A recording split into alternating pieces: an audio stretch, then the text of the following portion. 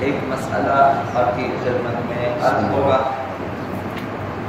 کہ بعض افراد یہاں کے ہوں یا مغربی غیر اسلامی ممالک کے، بعض افراد ایسے ہوتے ہیں کہ ایک عرصے تک ان کا وضو غلط ہوتا ہے اور ان کا غسل بھی غلط ہوتا ہے، اور وہ نمازیں بھی اسی طرح سے پڑھ چکے ہیں، روزے بھی رکھے ہیں، حج بھی انجام دیے ہیں، کہ وضو غلط ہے یا غسل غلط ہے ایک عرصے تک، مثلا 1 سال 2 سال 3 سال، اور بعد میں پتہ چل جاتا ہے کہ میرا وضو غلط تھا، میرا غسل بھی غلط تھا۔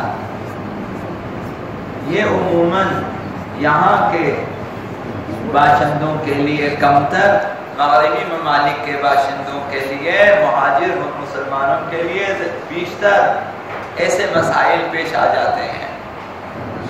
تو جب انکشاف ہوتا ہے کہ وضو غلط تھا، اس عرصے میں غسل غلط تھا، اور جا کے جب پوچھتے ہیں، کسی پیش نماز سے پوچھتے ہیں، کسی عالم سے سوال کرتے ہیں، تو مثلا یا بعض مومنین بتا دیتے ہیں کہ بھائی وضو غلط، نماز جو ہے نمازیں بھی باطل ہو جاتی ہیں، مثلا اب انہیں دوبارہ سے انجام دیں۔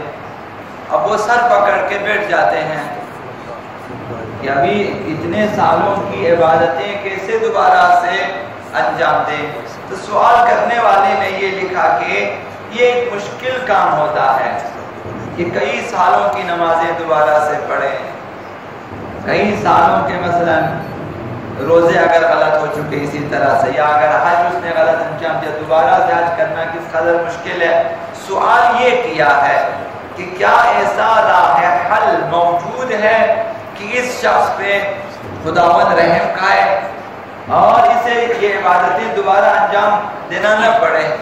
یعنی کوئی ایسا سوال راہ حل کے بارے میں کیا، کوئی ایسا راہ حل موجود ہے کہ اس کی نمازیں صحیح قرار پائیں، اس کے حج بھی صحیح قرار پائیں، وضو بھی صحیح قرار پائیں، غسل بھی، اور یہ عبادتیں درست ہو جائیں۔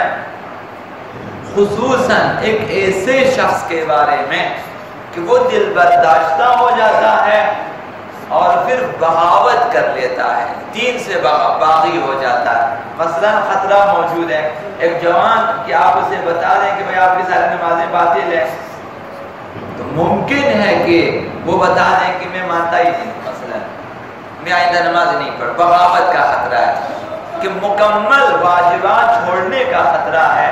تو کیا اس کے لیے کوئی راہ حل موجود ہے؟ یہ سوال کیا ہے۔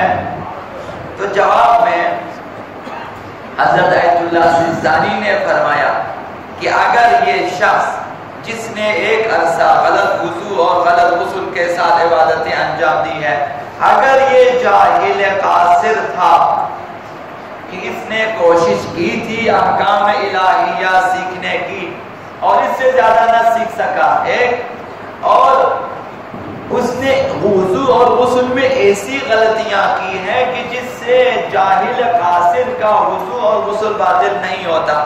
مثلا انہوں نے خود مثلا وضو میں غسل میں ترتیب کا خیال نہیں رکھا تھا، اس نے، یہ شخص جاہل قاصر تھا، وضو اور غسل میں ترتیب کا خیال نہیں رکھا۔ مثلا وضو میں معلوم ہے پہلے چہرہ کو دھونا نیت کے فوراً بعد، پھر دائیں ہاتھ، پھر بائیں ہاتھ، پھر سر کا مسح، پھر پیروں کا مسح۔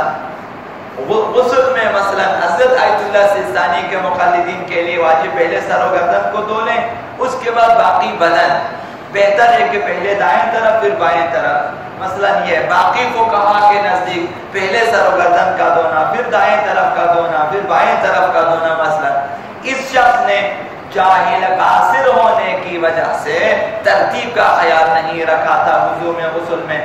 تو حضرت آیت اللہ سیستانی فرماتے ہیں کہ اگر ایسی صورتحال ہے تو اس کا وضو بھی صحیح ہے اور اس کا غسل بھی صحیح ہے، اور اس نے جو نمازیں پڑھی وہ بھی صحیح ہے، اور اس نے جو حج وغیرہ انجام دی وہ بھی صحیح ہے، اگر اس طرح جاہل قاصر ہو، کوتاہی نہ کی ہو۔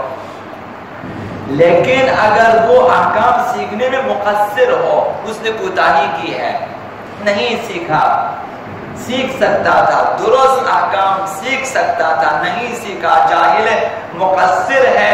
اور دوسری صورت یہ کہ اس نے غلطی وہ کی ہے وضو اور غسل میں کہ جو معاف نہیں ہے.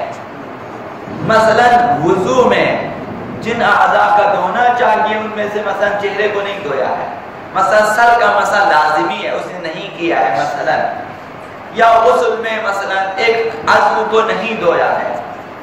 یہ چیزیں پھر جاہل قاصر مقصر سے معاف نہیں ہے. وہ خود جاہل مقصر ہو اور غلطی وہ کی ہو جو معاف نہ ہو، تو اس کے وضو اور غسل اور باقی عبادتیں جو اس وضو اور غسل کے بعد انجام دیے ہیں ان کے صحیح ہونے کی کوئی راہ نہیں ہے. اب رہ گیا مسئلہ کہ اب انہیں لامحالہ دوبارہ انجام دینا ہے.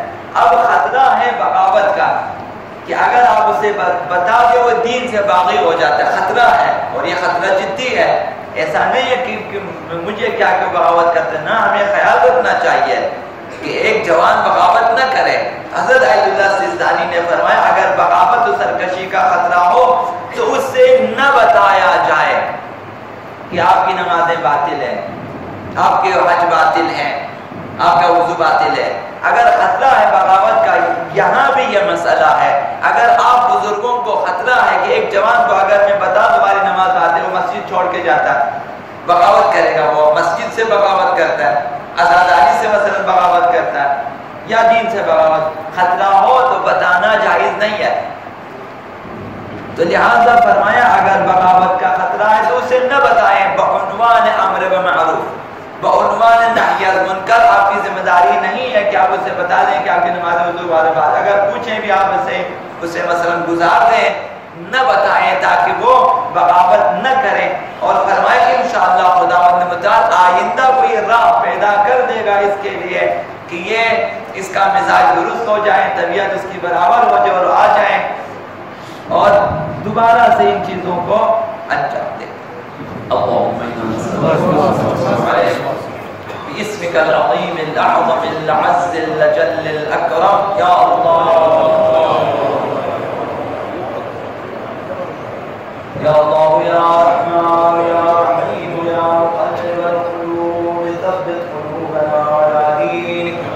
اللهم أدخل على أهل القبور السرور، اللهم أغن كل فقير، اللهم أشبع كل جائع، اللهم اكسر كل عريان، اللهم اقض دين كل مدين، اللهم فرج عن كل مكروه، اللهم رد كل غريب، اللهم فك كل أسير، اللهم أصلح كل فاسد من أمور المسلمين، اللهم اشفي كل مريض، اللهم سد فقرنا بغنى، اللهم غير سوء حالنا بحسن حالك، اللهم قضي عنا الدين وأغننا من الفقر إنك على كل شيء قدير.